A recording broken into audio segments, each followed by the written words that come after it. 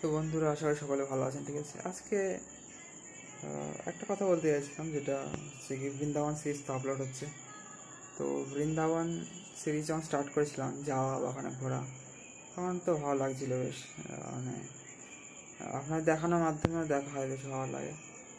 যার মানুষ প্রিমিয়ার করে দেখে, আমি নর্মালি ছাড়ি, বাট ভালো লাগে। কিন্তু ছাড়ার মানে এগুলো ভালো লাগছিল আসার সময় আর কি।